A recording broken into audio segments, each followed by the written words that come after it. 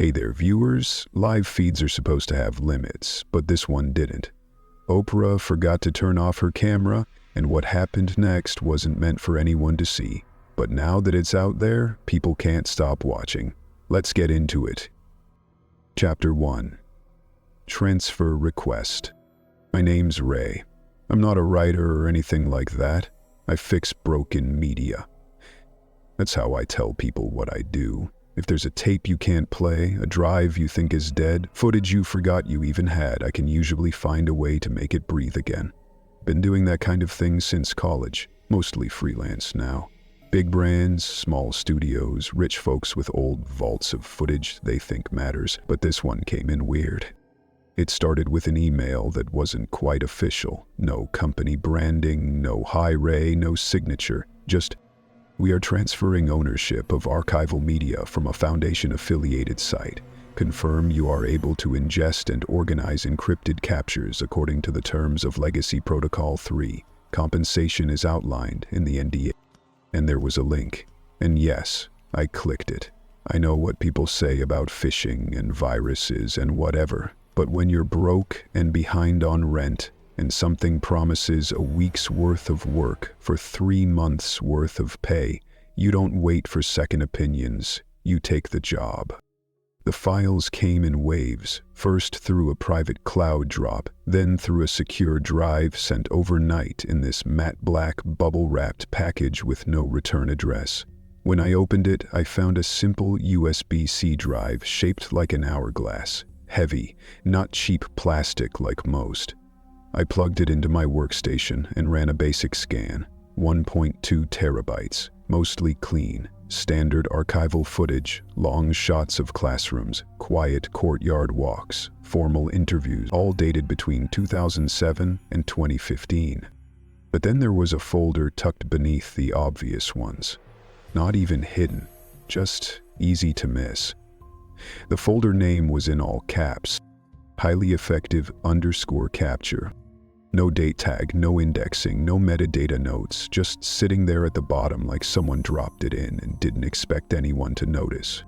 The thing is, I've worked enough archiving contracts to know there's always a folder like that. Sometimes it's B-roll, sometimes it's legal liability stuff, footage nobody's sure they're allowed to delete, but nobody wants to surface either. Most of the time I flag it, log it, and move on. But this one was different. There was a chill in my apartment. Not from the weather. I checked the thermostat, it was fine, but my fingers hovered over the mouse just a little longer than usual. Something about the naming felt off. Like someone was trying too hard to sound generic. I clipped in. Inside were 7 video files, all labeled by camera name and a string of digits. Most started with camera 2, camera 3, camera 5, standard stuff. Fixed angles, time-stamped, mostly unused classroom feeds. But one of them didn't belong. It was labeled, Camera 7 Auto On, do not view after midnight. And that's when I paused. First. There was no camera 7 mentioned in any of the system index logs I'd received. The highest active feed listed had been camera 6, covering hallways, dorm entrances, classroom wings. Even in the system root file I'd decrypted earlier, camera 7 was listed as inactive/removed. So how did a camera that didn't exist have a recording timestamped 2 days ago? Second, why auto on? No device I know of, at least not any school-installed camera system, has a smart activation that just kicks in unprompted. These aren't Nest cams. They're security-grade, closed-circuit recorders. They don't think for themselves. They have to be told when to record. That's kind of the point. And third, the warning. Or was it a joke? Do not view after midnight. That's the kind of thing someone puts in a horror movie or a college prank folder. But this wasn't a movie, and there wasn't anything else to laugh at in here. I double-checked the timestamp. It was recent, as in less than 48 hours ago. The file itself was marked still active in its properties. which I didn't even think was possible for a saved file, unless it was somehow live streaming and archiving simultaneously.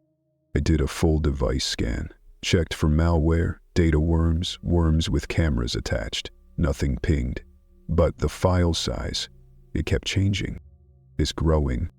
Every time I refreshed the folder, the video file grew by a few megabytes. It was like watching someone pour sand into a bottle, slowly, deliberately, grain by grain. This wasn't a glitch. This was a live feed. From a source no longer on the building plans, labeled by a camera that technically didn't exist. So either someone had left an old camera running in some forgotten room of the school, or I was seeing something that wasn't supposed to be seen. I sat back in my chair and stared at the screen for a while. Sometimes, when you handle media for a living, you get this instinct. I call it the burn. It's like when your palms itch before you handle a tape you know will be bad, or when you hear audio looping wrong and your ears ring a little. The burn is your body warning you, this wasn't made for you. But I'd already clicked the folder, and the file was there, and my job, my literal job, was to open things people had forgotten about and make them clean again. So I created a new sandboxed workspace, pulled the Camera 7 file into a secure virtual drive, triple isolated, no network access, no permission inheritance, no chance of it leaking anywhere I didn't want it. Till the moment I dragged it over, my screen flickered. Just once, a little stutter in the top right corner, a dark flash like static, probably nothing, but it made my heart hiccup. Then I hovered over the file. One click. No sound. Just the file's info pane opening up. Duration unknown. Last modified 11:59 p.m. Playback status waiting. Resolution 1920x 1080. Dated. Tags not user access cleared. Legacy protocol 3. The last one caught me off guard. User access. That means someone had approved this file being sent to me. Not a system error, not a back-end fluke. Someone had tagged this file in the last week for my eyes. Under Legacy Protocol 3. That was the same line from the original email. I thought about that for a long moment, because if someone wanted me to see this, then maybe they couldn't see it themselves. Or maybe they'd already seen it and needed someone else to confirm they weren't crazy. Or maybe, and this was the thought I kept trying to push away, they didn't care what happened to me after I saw it. I clicked on the file. A black screen. That's all it showed for a few seconds. No timestamp overlay, no motion, just pure black. And then something shifted. A hum, almost inaudible, like the inside of a running refrigerator. Then, a small flicker of light in the distance, barely visible, like a candle seen through a foggy window. Then, darkness again. I pressed pause. The time marker didn't move. It stayed locked at 0 o'clock in 0 seconds, no matter how long the video played. It was like time itself wasn't tracking. I scrubbed forward a little, and that's when the first frame truly revealed itself. A room. Dimly lit, gray concrete walls. An old mirror, square and chipped at the edges, leaning slightly against one wall. No furniture. No door in sight. Just the mirror and the camera's angle pointed at it, and nothing else. I hovered over the playback bar. Still no time. Still no sound. But in the faint glow of the screen, I swear I saw something. Not in the room, but in the reflection. Just for a second, a figure standing behind the camera, still, watching, then gone. I stopped the playback. My hands were shaking, not badly, but enough to notice, enough to know this wasn't just another archival job. I looked back at the folder. Camera 7, auto on, do not view after midnight. The file was still growing, still live, still watching. something. I didn't sleep that night. Chapter 2. The Woman in White. I watched it the next day. Not right away. I left my apartment for a few hours, took my laptop to a cafe just to feel normal again. I thought about pretending the camera 7 file didn't exist, about emailing the sender and asking for clarification, something bland and technical like, "File contains metadata anomalies. Can you confirm source chain?" But I didn't, because I already knew what they'd say. Or worse, what they wouldn't say. That's how these jobs go. You sign an NDA, you take the check, and you keep your mouth shut, even when the footage gets strange. I waited until after sunset. I don't know why, it just felt wrong to watch something like that in daylight. I powered up the sandboxed environment again, the same way I'd done the night before. The camera 7 file was still active, still growing, but at some point, sometime that day while I was gone, it had split. I didn't notice it at first, but a new video file had appeared next to the original. Same folder, same structure. This one was labeled Camera 7 1984. Cap. There was no reason a 1984 file should be growing in real time. None of the metadata matched. Different codec, different file tag entirely. But I didn't open it. Not yet. I clicked back into the original. This time, it didn't start with black.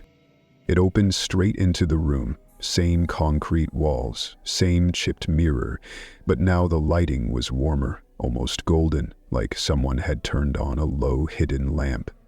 And there she was. Oprah. Maria. She entered from the left edge of the frame, not dramatically, just walked in.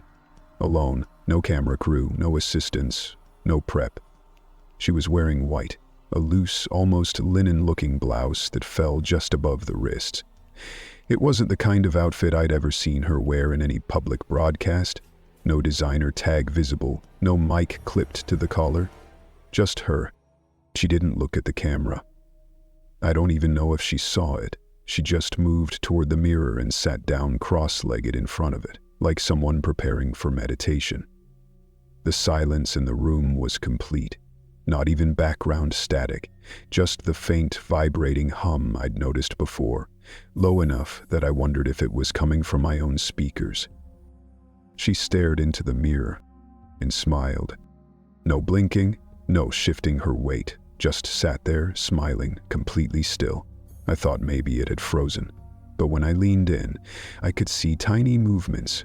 Her chest rising with slow, even breaths, the delicate shift of a jaw muscle when she swallowed.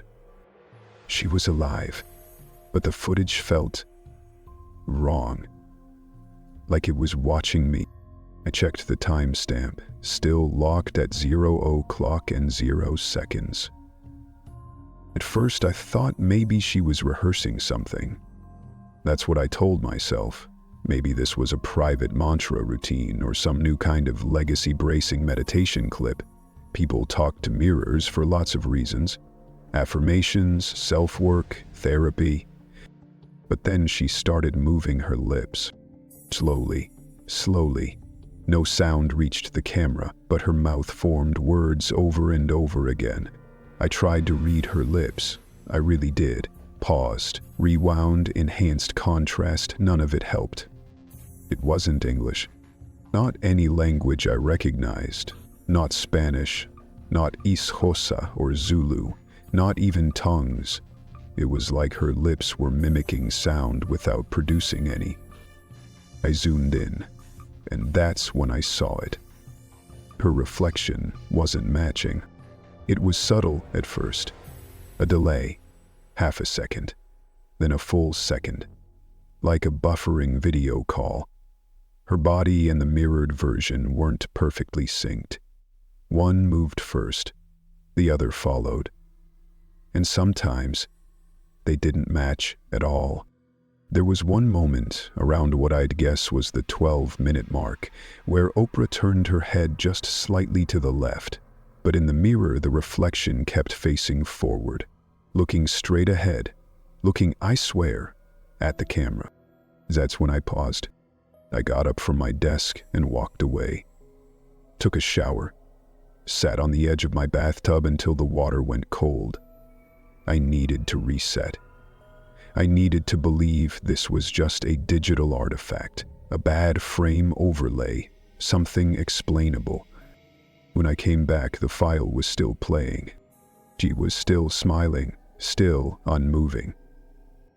I opened the system logs, just to ground myself, looked at the motion records, the playback history, the frame buffer. That's when I saw the flag. The system had automatically tagged her under facial recognition, but instead of logging her ID, something like Oprah_W or a metadata string, it flagged her as UN confirmed identity. In the log, the facial match scan showed a 72% confidence match for Oprah Winfrey. That's unusually low for someone as publicly documented as her. Most celeb scans hit 95% or higher, even with bad lighting, but this one was borderline. The system highlighted discrepancies around the jawline, the orbital bone, even the spacing between the eyes. It logged a secondary confidence hit for someone listed only as known as Index 347A. I clicked it. No image. Just a gray placeholder with the text, "Identity match held for internal review." That's when I felt it again. That burn in my palms, that crawling sense behind the eyes, like the footage was reaching through the screen. I tabbed back to the video.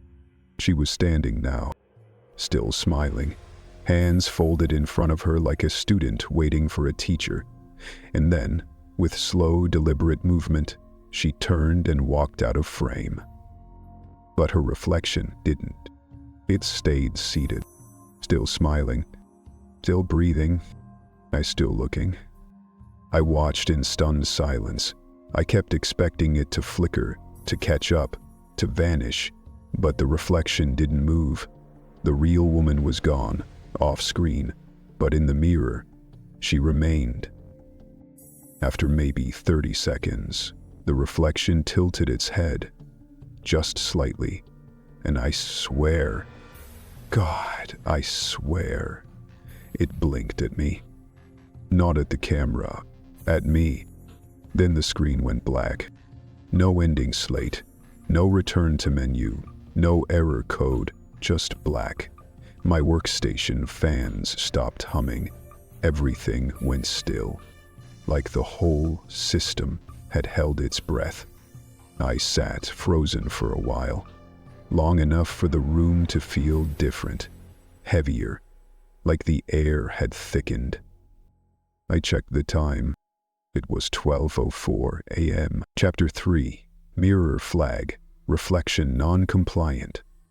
I didn't sleep again. Second night in a row. I stayed in bed for a while, sure, but I never closed my eyes. Just laid there, playing everything back in my head.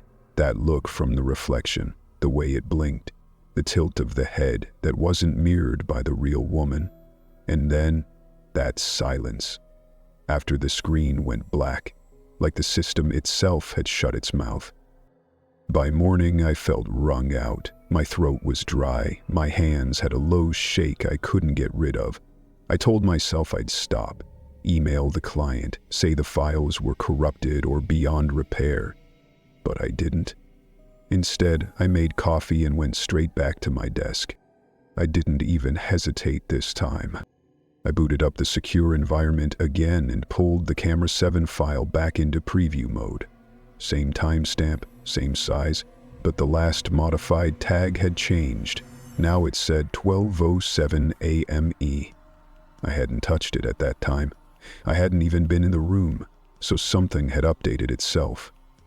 The playback still worked, but I wasn't ready to watch it again.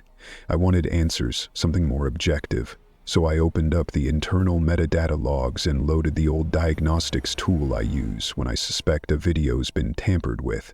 It's not something most editors even keep anymore. It's an older forensic suite built around deep pixel anomaly detection and reflection matching. I used it a few years ago on a lawsuit job involving faked security footage. It's old and clunky, but sometimes it sees what you miss. Let it run across the camera 7 file, full scan, frame by frame. Took nearly an hour. At the end, it flagged 2 things.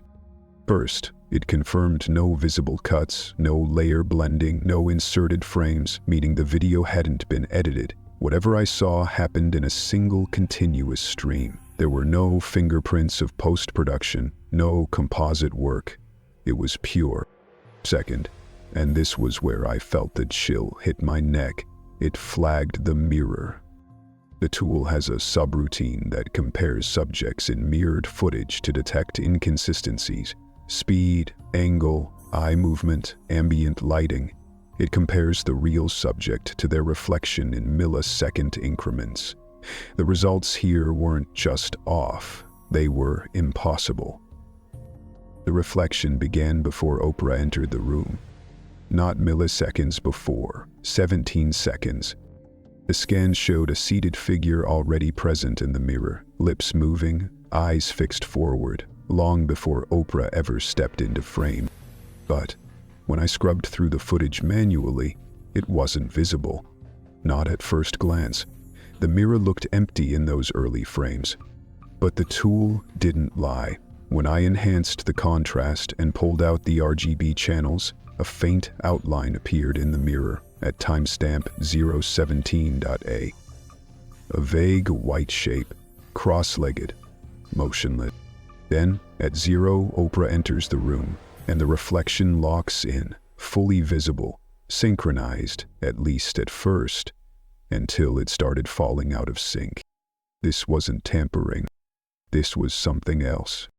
The tool marked the reflection as non-compliant, a tag I'd never actually seen used in the real world. It usually appears in theoretical training files, flagged when the mirrored subject behaves too differently from its counterpart to qualify as natural. The report summary was short. Reflection non-compliant behavioral anomaly detected. Time steps of early appearance, 901-482. Mirrored, ementor, designate after, subject entry. Audit recommendation, internal flag restricted access. I didn't know what to do with that.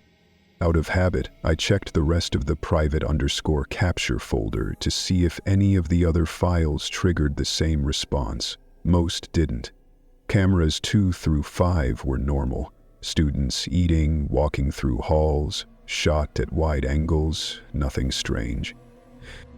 But one of them, camera 3, dorm hall _2011, threw a warning when I dropped it into the tool. This one was different, much older, lower resolution, but it showed a narrow hallway with mirrors spaced out along the walls, decorative ones probably meant to make the dorm feel less claustrophobic. A single girl walked down the corridor carrying books. She stopped at one mirror, looked into it, then turned sharply as if hearing something behind her, and kept walking. But in the mirror, she never moved. I ran the reflection tool again. Same verdict. Non-compliant. I ran 3 more, all from different years, different cameras, always low-use files, buried deep in the system. Every time it was the same. If there was a mirror, no matter how small, no matter how angled, there was a flag. And every time the log mentioned the same tag, camera 7. Even if the file name didn't say it. Even if the index listed it as camera 2, or camera 5, or camera unknown. Somewhere in the metadata, camera 7 appeared. That's when it hit me. Camera 7 wasn't a single physical device. It was a feed, a signal, maybe even a protocol, something that activated through other cameras, or maybe something that took over them. Maybe it didn't matter what lens was used, just that a certain thing wanted to be seen or remembered. I went back to the camera 7 root folder. There was a subfolder I'd ignored before, named simply observer/vold. It was nearly a decade old, based on the file stamps.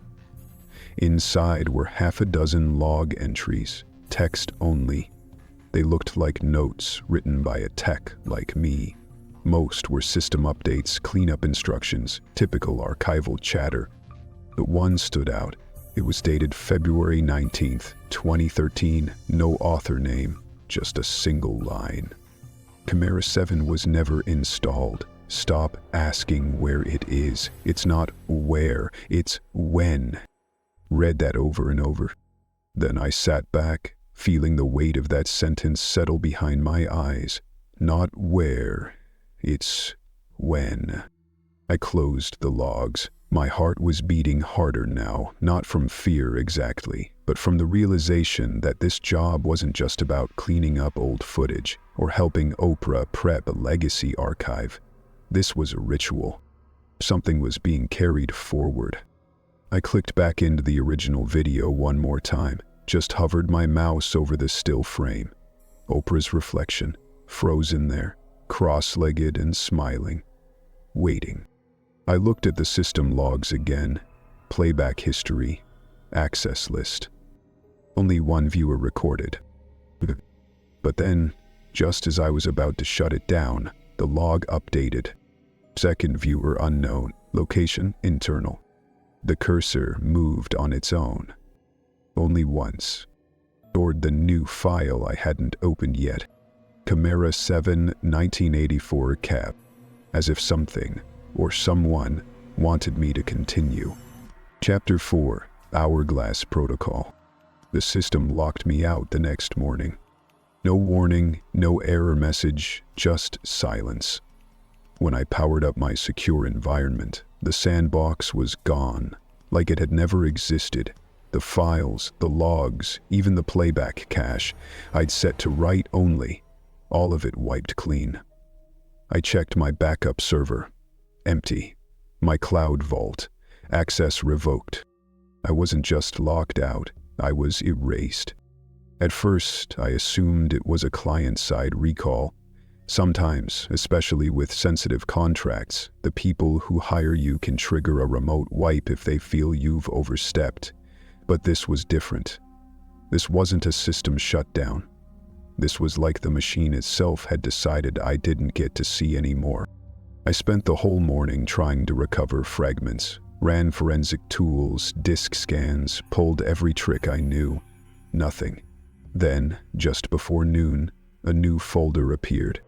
Not in the work partition, in my personal drive. That part wasn't even connected to the secure workspace. Entirely separate. I stared at it for a long time because it hadn't been there a moment earlier. It just surfaced. The folder name was clean and quiet. Hurdles///scene. Not in all caps, not hidden, just waiting. I opened it.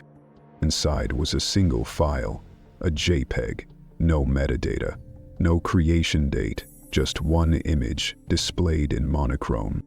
It was a child's drawing. Crayon on paper, scanned at low resolution. You could still see the faint outline of lined notebook paper in the background, like it had been ripped out of a school book. The image was simple, a girl drawn in blocky lines, sitting in front of a mirror. But the girl had no face, just a blank oval. And the mirror, it showed a full face smiling back. There was a caption written underneath the drawing in shaky handwriting, probably from the same kid who drew it.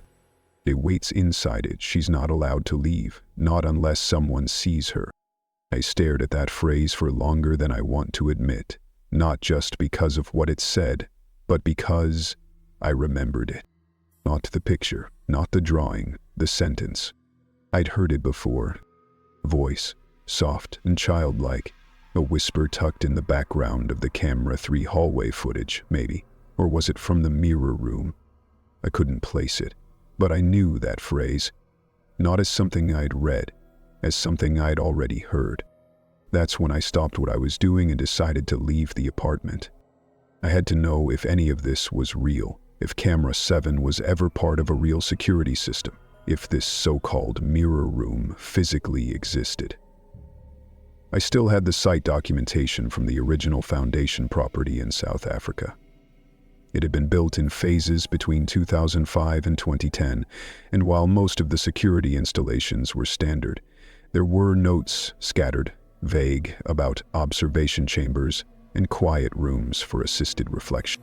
One of the schematics from 2008 mentioned a private annex near the staff quarters, room 47B-RA. At the time, I hadn't thought much of it, but now those initials hit different. Reflection Assistant Office. I emailed an old contact of mine, Caleb, who used to work in facility planning for humanitarian builds in southern Africa. We weren't close, but I knew he owed me a favor. I asked if he had any physical blueprints or internal maps of the original school layout, not just the public ones, the ones with staff-only zones. He didn't ask why. Later that night, he sent me a zip file. Inside was a scanned floor plan labeled Rev 3, internal use only. I dragged it into my editor and started looking. Sure enough, near the southern edge of the foundation compound, behind a row of storage rooms and beneath the secondary dormitory wing was a small, windowless unit labeled exactly how I remembered. 47B RAO. Oh, but here's the thing. That section of the building was gone from every modern plan, even the ones used for ongoing maintenance and updates. It was like it had never been built, or had been quietly demolished without documentation. I zoomed in on the blueprint. The room was small, barely 8 by 8 feet, just large enough for a desk, a mirror, and maybe a stool. The word mirror was actually stamped inside the room layout, right next to an old icon symbol used in institutional plans for reflective surface fixed. Whatever this was, it had been intentional. I made arrangements to visit the site. I told myself it was a scouting trip for a client. No one asked questions. I booked the flight, packed only what I needed, and brought a portable media rig, just in case. By the time I arrived, the school grounds had been partially converted for other use. Some of it was still in operation, some of it had been shut down during the early pandemic years and never reopened. I signed in as a visiting contractor, flashed a fake badge, said I was checking calibration logs from the original system install. No one questioned me. Most of the new staff were under 25. They barely knew what the old infrastructure had looked like. Feeling slipped away after dark. I followed the blueprint on my tablet until I reached the southern corridor, the one marked with the old annex designation. The walls had been repainted, doors replaced, but I found it. There, embedded in the wall behind an unused locker bay, was an outline, subtle but still there, of a sealed doorway.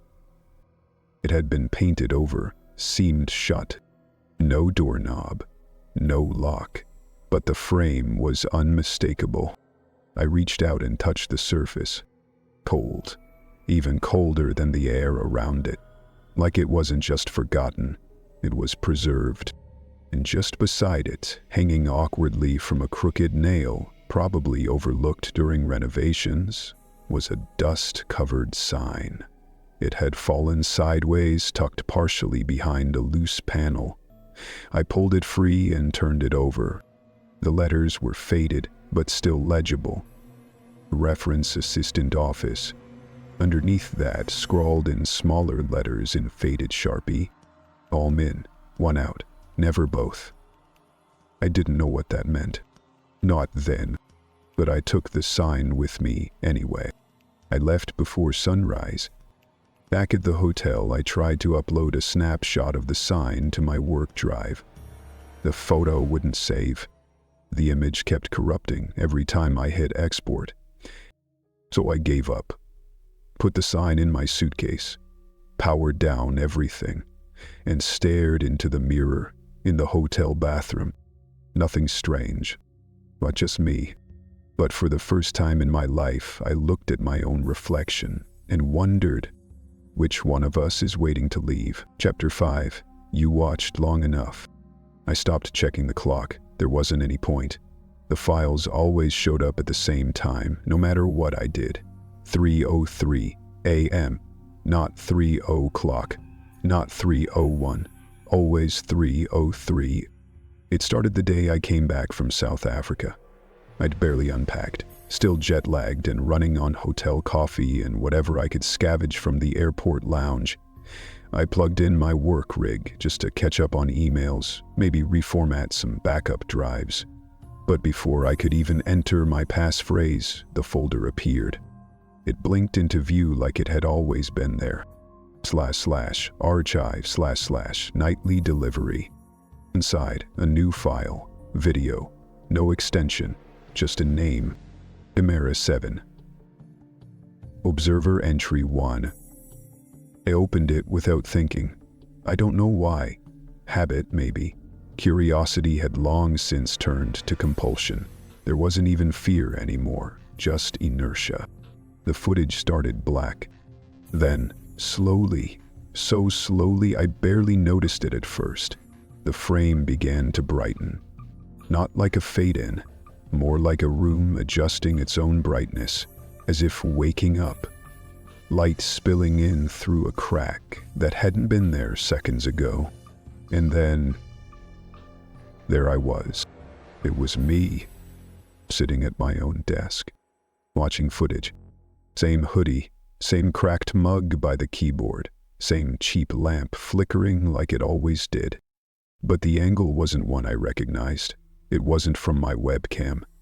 It was from behind me, over my left shoulder, like someone was filming from just behind the door. I paused the video, got up, checked every corner of the apartment, closet, bathroom, under the sink. Nothing. No hidden camera. No lens in the smoke alarm. No sign of tampering. I played it again. At exactly the 1-minute mark, my head tilted slightly, like I was reacting to something on the screen. But the footage didn't show what I was watching. The screen was too bright, blown out in the camera's exposure. Then, behind the faint hum of the system noise, a voice. A woman's voice. Clear, calm, familiar. It was Oprah. Not a sound bite, not an interview clip, not a quote from some video series. She was speaking in real time, to me. "You kept it on," she said gently. "That was your choice." Then silence. No rustle, no breath, no static. Just a stillness that felt heavier than noise. I sat there, frozen in my chair, one hand still on the play button. The video ended abruptly. No fade, no playback bar, just black. I checked the timestamp. Created 3:03 IEMAN. Modified 3:03 AM. Last accessed you. That's what it said. Not a username, not a process ID, just the word you. I didn't sleep that night either. The next morning I tried to work. Real work. A client from New Mexico had sent me raw drone footage to clean up for a land survey. I imported it into my editor and stared at the loading bar for what felt like hours. Then someone knocked on my office door. I rent a co-working space in a building downtown.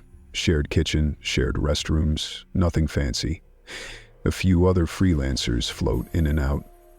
I don't know most of their names, but today it was Claire. One of the admins, soft-spoken, always polite. She peeked her head in, eyebrows raised. "Hey," she said, hesitating. "Are you okay?" "Yeah." "Why? You've been sitting like that for a while, just staring. No mouse movement, no typing. I thought maybe your system crashed." I glanced at the screen. The drone footage hadn't even loaded. Just a blank timeline. "Right," I said. "Yeah." "Must have zoned out." She smiled, unsure, and left. But the thing is, I had no memory of zoning out. It wasn't like I blinked and time jumped. It was more like I'd been there the whole time, except not fully. Like something else had been holding my place. That night, I checked the drive again. Another folder. Chimera 7. Observer entry 2. This one was shorter. 22 seconds. No video this time, just audio. Footsteps, mine maybe, then the sound of a chair dragging across the floor. A breath, in a single sentence, whispered right into the mic. Do you remember what you looked like before the mirror? I didn't. I couldn't. I tried, but every image of myself I conjured in my mind felt like a photo someone else had taken. A memory from someone else's life. I stopped using mirrors that week. Covered the bathroom one with a towel, folded the compact in my backpack shut with tape, even disabled the webcam on my laptop. Not that it mattered. Camera 7 wasn't about cameras anymore. It was about what watches back. 3 nights later, the package arrived. No return address, no tracking code, just a small cardboard mailer left inside my mailbox. It wasn't there when I checked that morning. I was sure of it. Inside, one black USB drive. No label, except a small strip of masking tape with a handwritten note. Deliberative 5, approved. I didn't plug it in. I don't know why. I'd watched everything else, listened, clicked, dug deeper, but this time something felt final, like an ending I hadn't asked for. I left it on the table, unopened. That night, I dreamed of the mirror, except it wasn't in any room I recognized. It stood alone in a field, surrounded by tall grass and wind that made no sound. The mirror was cracked, just a little, down the center, and in the reflection, I saw her, the woman in white, smiling, waiting, and behind her, just for a split second, I thought I saw myself. But it wasn't me. It was how I looked to her. Small, blurred, fragile, bearing me a candle in the dark. Chapter 6, Reset Cycle. I tried to delete everything, I really did. It waited until noon, brightest part of the day. I opened the windows wide, let the sunlight in like it could protect me somehow. Then I took every device that had ever touched the files, external drives, backup SSDs, the original Hourglass USB, and lined them up on the table. I didn't just format them. I deep wiped. Military grade, 7 passes, 0 fill, overwrite protocols that took hours to run. I set the scripts in motion and watched the progress bars crawl across the screen. My laptop fan screamed the whole time. When it was done, I unplugged everything and dropped the Hourglass USB into a steel dish. I poured lighter fluid over it, flicked a match, watched the flame rise, fast and desperate, the plastic bubbling and blackening like it was trying to fight back. The smell was awful, bitter, synthetic, like burning fingernails. When it was over, the USB was half melted, warped like something dug out of a house fire. I buried it in the dumpster behind the building and came back inside, shaking. I thought that would be it. That night, I powered on my laptop just to confirm the drives were still clean. They were. Silent. But then the screen flickered. Just once. No warning. And a folder appeared on the desktop. Not on the external drive, not in a sandbox, just sitting there like it had always belonged. /cycle_reinstated/.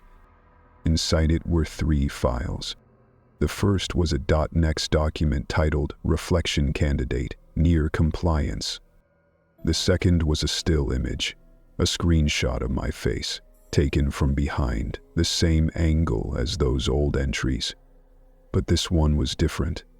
It wasn't taken from my camera.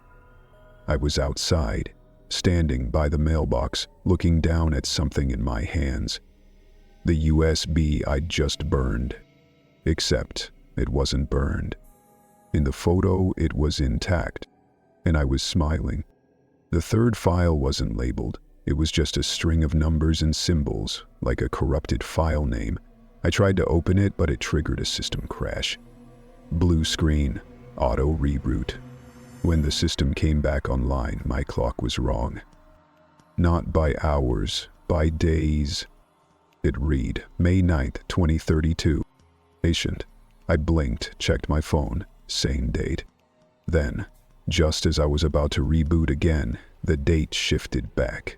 One blink, one flicker, and it was normal again. But I knew what I saw. The system hadn't crashed. It had cycled. The timestamp in the metadata of the .xtc file confirmed it. Created, May 9th, 2032, 3:03. I wasn't just watching anymore. I was being scheduled. That's when the doorbell rang. It was late, maybe 10 p.m. I wasn't expecting anyone. I checked the peephole. A man stood in the hallway, late 50s, short gray coat, thin with one of those neutral faces you forget the second you stop looking at them. He didn't knock again. He just waited. I opened the door 2 inches, just enough to speak. "Can I help you?" He nodded slightly like we already knew each other. "I'm here for the audit." "What audit?" He tilted his head gently, not unkind, just curious. "You're the one watching, right?" I didn't answer. He reached into his coat and pulled out a small card. Plain white. No logo, just the words printed in faded black ink. Reflection. Auditor / region 7 / conditional access.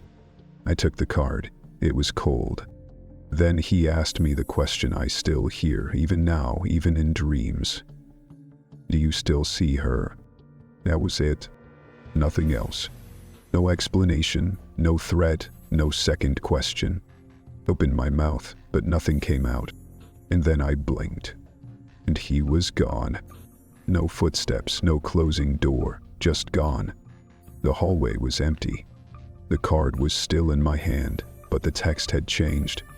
Now it read, "You are near compliance. Please prepare for reset." That was when the lights in my apartment flickered. Every device powered down at once. Not in a crash, not in a surge, just powered off. I stood in the dark for what felt like an hour. Then I turned, slowly, toward the bathroom. I don't know why. Maybe because I'd covered the mirror weeks ago. Maybe because I'd never dared to look since. But the towel had fallen. Or maybe it had been moved. I stepped toward the sink. The room was quiet. Too quiet. Like sound had been taken out of the air. I looked into the mirror. And I saw her. Not Oprah. But not the me I remembered. This version of me was smiling. Wide, too wide, eyes unblinking, breathing so slowly I thought the image was frozen. I raised my hand. So did she. But a second too late. Off sync. A day sync. Then I leaned closer, trying to match her stare. And she whispered. Not with her mouth, with my mouth. "I've been waiting for you to leave." And then she reached out. From inside the mirror. And I screamed. Loud. Raw. Not like in movies. More like an animal trying to unremember something. Trying to make a sound loud enough to erase what it had seen. But my reflection didn't scream back. It just watched. And blinked. 1 second late, the final... I didn't plan to go back. I told myself I was done. That I had burned it all. Wiped every file, closed every loop. But it doesn't work like that. Not with Camera 7. Not with the thing that lives inside the signal. You can't just walk away from something that remembers you. It remembers because of you. And deep down, I knew I wasn't the one watching anymore. I was the screen. The lens, the one being looked through. Still, I went back. Back to the foundation building, back to where this all started. I told no one. No client call, no reason, just a plane ticket and a burner phone with no contacts. When I arrived, the southern annex had been sealed off completely, not just painted over like last time, concrete poured, reinforcement beams across the base. It looked like a wound the building was trying to heal. But the archive room, that was still there. It took me an hour to find the old keycard Caleb had slipped me years ago. It still worked. The door groaned open like something exhaling stale air. The lights were dead, but I brought a flashlight this time.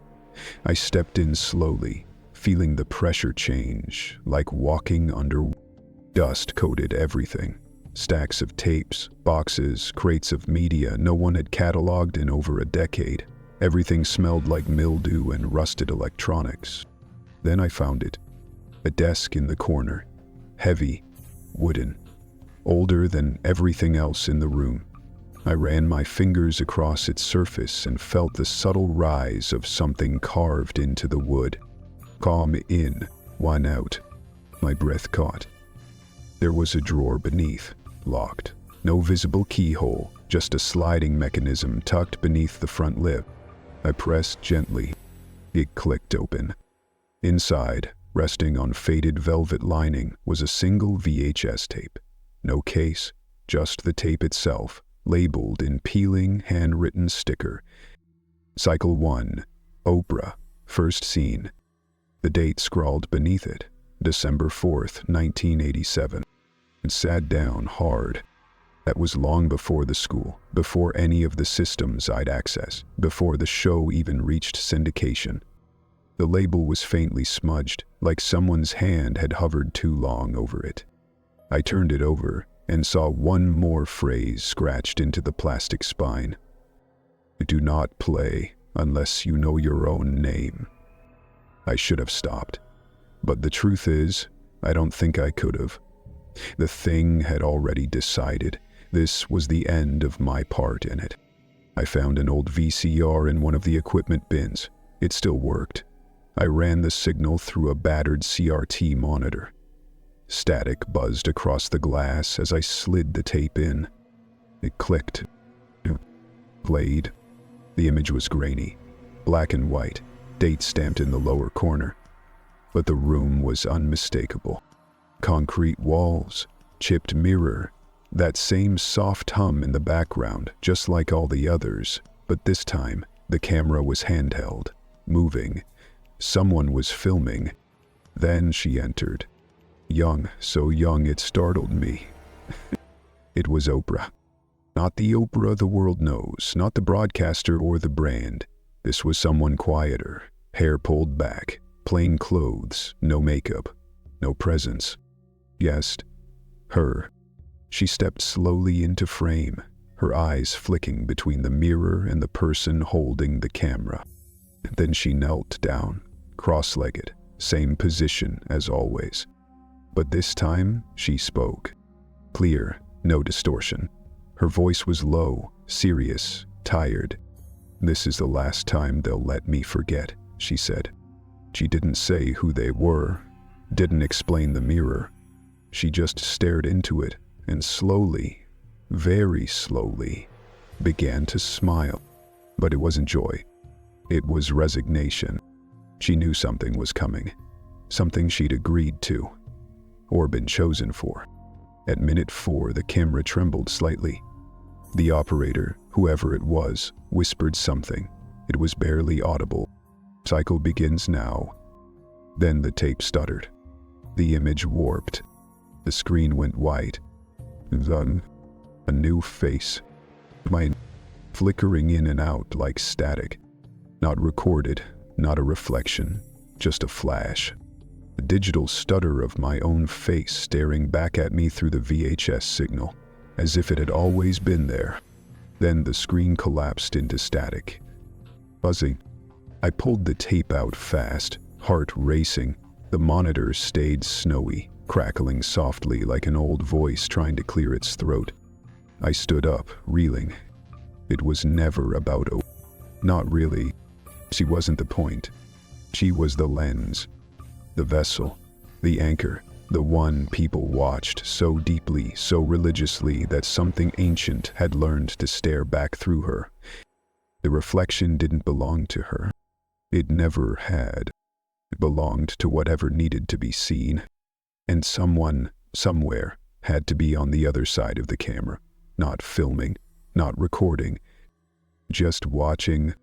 That's what I'd been. Much I was. A screen, a cycle, a compliant observer. And now the tape was done. The drawer was empty. The mirror was waiting again. You turned it on. Journal entry, no date. I don't use dates anymore. There's no point. Time loops here. Days blur together like static that never resolves into an image. I wake up, I breathe, I listen for the sound, and always hear it. That soft, precise beep, the one cameras make when they power on. Not a phone, not a laptop, a camera. The old kind, infrared ready, trained on a subject before the subject even knows it's there. I tore out the speakers in this place months ago. At least I think it's been months. I pulled the batteries from everything that chirped, buzzed, blinked. No more motion sensors, no more devices. And still, every night at 3:03 a.m., I hear the beep. I don't keep mirrors anymore.